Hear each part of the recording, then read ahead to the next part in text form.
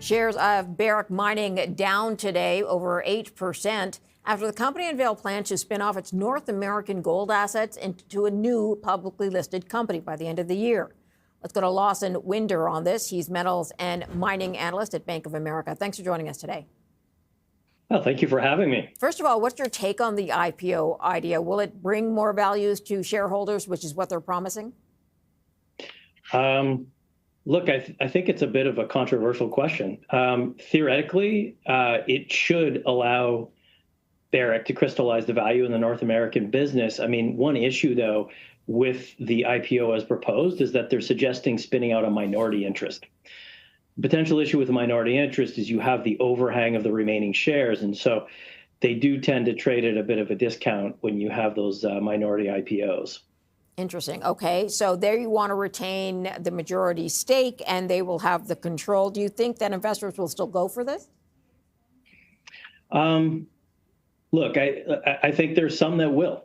And the reason being is that the Barrick North American assets are among the best gold mining assets on the planet. So, I mean, quite simply, if you want exposure with the hope of future additional exposure, I mean, it's a way to get in on the ground floor, so to speak.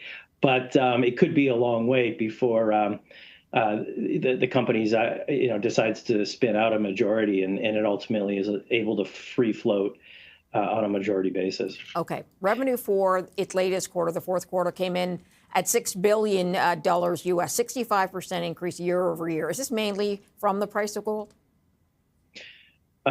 Yeah, I think that's a very fair statement. And production was actually down somewhat year over year in 25 versus 2024. So yeah, there's no question that the price of gold was a major factor here. Costs were relatively well controlled, to be fair. But look, I mean, for that level of increase, you can only look to the gold price. But also don't forget that Barrick's a fairly substantial producer of copper. So a much higher copper price also helped those results quite a bit too. Is gold production down for this company because of Mali or something else? Mali was the big contributor. Some production issues at their Nevada Gold Mines operations was also part of the issue, and they sold some assets. So they sold their Tongon mine in Africa during the year, and they also sold their Hemlo mine, which was their last major Canadian operation, to a local Canadian group. Are the issues in Mali resolved at this point? Great question. By all reports, and according to Barrick's report today, it seems like all systems go in Mali. They're ramping up that asset.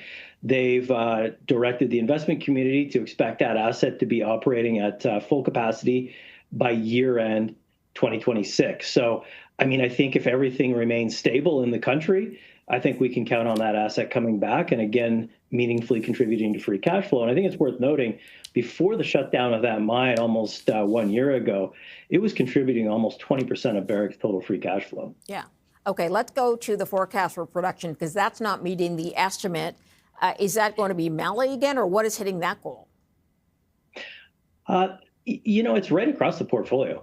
I mean, if anything, I think a lot of the estimates coming in had very little allocated to Mali just because of the uncertainty of how that ramp up would go. And so it was kind of a little bit across all of the assets. The way we're thinking about the guidance today is, yes, it was disappointing, certainly much lower than what investors were expecting. But they've set their guidance at a level which allows them to, in our view, very comfortably achieve that guidance. You know what? If things go well, I mean, it could put them in a position to beat it. So I think they're just being realistic here with what they can achieve with these assets. And then keep in mind, there's new management at Nevada Gold Mines. So Tim Krebs has taken over as manager for the North American operations. And according to the reports today in the conference call, I mean, he did a very comprehensive review of the assets. And I think this is all part of that and probably bodes well for the future longer term. Okay. In the last 30 seconds, tell me, would you consider buying Barrick shares right now? Yeah, we like Barrick. A lot of that is because we like the gold price. So we think gold will recover once this correction plays out. We recently published a view that we think gold this year could potentially get to $6,000. Our official target is $5,000 for this year. So, look for places to add to Barrick. Another point we like Barrick is it is relatively undervalued versus its senior gold producer peers. Got it. Lawson Winder, thanks for joining us. Appreciate your time.